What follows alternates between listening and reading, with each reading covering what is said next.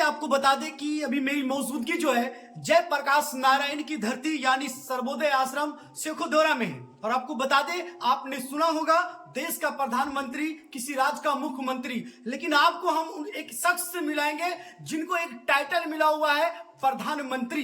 तो उनको ये टाइटल क्यों मिला और सर्वोदय आश्रम में किन किन चीजों के लिए ट्रेनिंग दी जाती है, तभी जो है सर्वोदय आश्रम के जो है प्रधानमंत्री यानी अरविंद सर है। सर, आपका पहला सवाल ये, सर आपको प्रधानमंत्री का एक टाइटल दिया गया है, इसके पीछे वजह क्या है सर? देखिए, ये संस्था जो है लोकनायक जयप्रकाश नारायण जी द्वारा बनाया हुआ है और संस्था संचालन के लिए एक समिति बनाया गया है जो नियामक समिति के नाम से हम लोग जानते हैं। और नियामक समिति, कोई भी संस्था परिवार चलता है तो एक नियम और कायदा से चलता है, तो इसका भी एक संस्था संचालन का नियमावली बना हुआ है जो लोकनायक जयप्रकाश नारायण जी ने बनाया है। और उनका सपना था, लोक स्वराज की सपना था, तो उसी को कंसेप्ट मानकर यहाँ इसका नियमावली बना। जो यहाँ चीफ होते हैं उसको प्रधानमंत्री, और हमारे डिस्ट्रिक्ट लेवल पर जो हमारे पदाधिकारी रहते हैं तो उसको हम लोग मंत्री कहते हैं। तो इस संस्था में प्रधानमंत्री और मंत्री, कार्यालय मंत्री, इस तरह का पद है जो ये लोकनायक जयप्रकाश नारायण जी द्वारा बनाया गया है नियमावली, उसके तहत हमारा पद जो है प्रधानमंत्री का है। सर, इस आश्रम में आप कितने दिनों से काम कर रहे हैं सर? हम 1995 से यहाँ कार्यरत हैं, भिन्न भिन्न तरह के काम करते हुए आज संस्था ने हमें जिम्मेवारी दी है प्रधानमंत्री का, उसको हम ये 8 साल से प्रधानमंत्री के पद पर कार्यरत हैं। आप अपना पूरा नाम बता दिए, परिचय बता दिए सर, कहाँ से आप बिलोंग करते हैं? मेरा नाम अरविंद कुमार हुआ, हमारा घर गया डिस्ट्रिक्ट के वजीरगंज प्रखंड में भोजपुर गांव का नाम हुआ। मैं वहां से पढ़ाई लिखाई हमारी औरंगाबाद में हुआ, पटना में हुआ। तत्पश्चात हमें यहाँ शिक्षा के उपरांत नौकरी के लिए हमको इस आश्रम में आना पड़ा और एक रोजगार के लिए नौकरी पाकर हम यहाँ काम करना शुरू किया। सर, पहले सिर्फ आपको अरविंद के नाम से जाना जाता, अरविंद जी या अरविंद कुमार, लेकिन अब जो है सर एक प्रधानमंत्री का एक टाइटल मिल गया है, अब कैसा लग रहा है सर?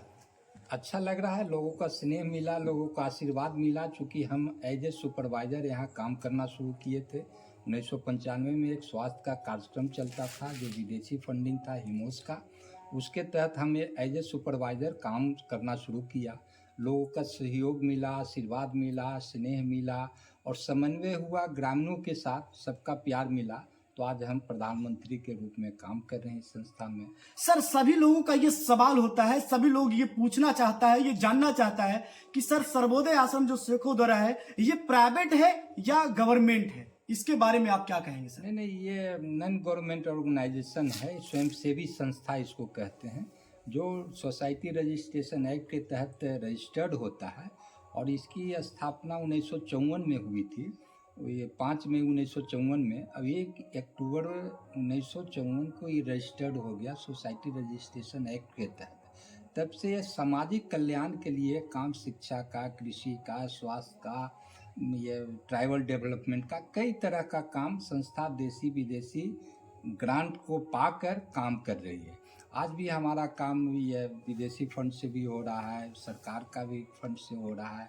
जैसे कृषि विज्ञान केंद्र हमारा है जिसमें आत्मनिर्भरता के लिए किसानों का ट्रेनिंग, बच्चियों का ट्रेनिंग, ये हुनरमंद करना, ये तमाम तरह का ट्रेनिंग, बकरी पालन, मुर्गी पालन, या वर्मी कंपोस्ट बनाना, प्राकृतिक खाद बनाना, जिस तरह से किसान की रुचि होती है उस तरह से नवादा के किसानों के लिए मुफ्त में निःशुल्क उनको प्रशिक्षण दिया जाता है।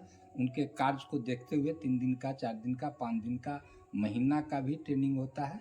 सब तरह का ट्रेनिंग बाध्यता है कि नवादा जिला के महिला, बच्चा, पुरुष, युवा, युवती जो भी हो, उनकी रुचि के अनुसार हम लोग प्रशिक्षण देते हैं। सर, अभी आप बता रहे थे कि यहाँ जो मुर्गी पालन, मतलब सिंचाई, बत्तख पालन, यहाँ हर एक तरह की ट्रेनिंग दी जाती है। तो ये ट्रेनिंग लेने के लिए सिर्फ नवादा डिस्ट्रिक्ट यानी नवादा जिला के लोगों के लिए है या फिर अदर डिस्ट्रिक्ट के लिए भी है सर? देखिए, निःशुल्क हम लोग नवादा जिला का, चूँकि कृषि के लेने के लिए आते हैं तो उसका जो खाना पीना और रहना होता है, तो क्या उसके लिए क्या ये संस्था करती है?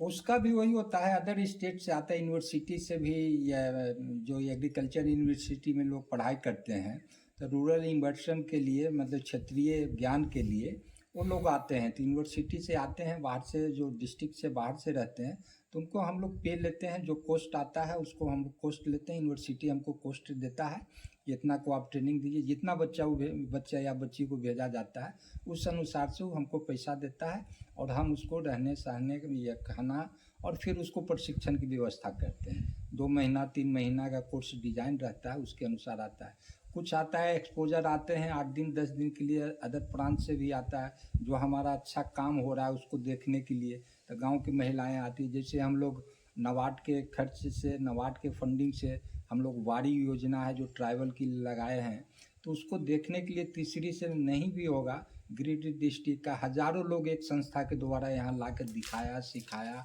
और कैसे वो बगीचा को डेवलप किया इसके बारे में उससे किसानों से, जो हमारे किसान हैं नवादा के किसान हैं, उनसे इंटरेक्ट किया कि आप कैसे किए कि आपका बगीचा डेवलप हो गया।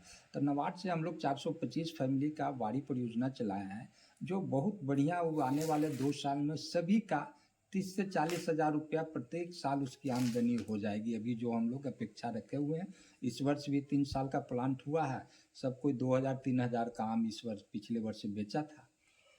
सर यहाँ जो है कितने चीज़ों की ट्रेनिंग दी जाती है, और मतलब कि अभी जो यहाँ आप जो आश्रम है सर, इसमें कितने तरह के फसल, सिर्फ इंडिया के जो फसल मतलब रहते हैं या विदेशी से भी मतलब उसका बीज मंगा करके यहाँ लगाया जाता है और किसानों को बताया जाता है क्या सर? यहाँ जो है सो हम लोग देसी को ही, हाइब्रिड का भी ये नहीं करते हैं, देसी पे ही हमारा सारा बीज यूज होता है। ये ट्रायल सेंटर है, कहीं भी रिसर्च होता है तो हमारा काम है कि वहाँ से जो रिसर्च, जो अन्न का रिसर्च कहीं हुआ है तो उसके उत्पादन, अगर सुनते हैं कि बंगलोर में हुआ बढ़िया उत्पादन है, तो उसको फिर हम लोग यहाँ मंगाते हैं, और यहाँ मंगा के हम ट्रायल करते हैं। अब इस मिट्टी के अनुकूल, इस जलवायु के अनुकूल अगर रहता है तो फिर उसको हम किसानों तक ले जाते हैं, और किसान के लिए बढ़िया लाभदायक उत्पादन होता है, तो फिर हम किसान को उसको मोटिवेट करके कहते हैं कि इस किस्म को आप अपनाएं, अधिक से अधिक आपको लाभ होगा।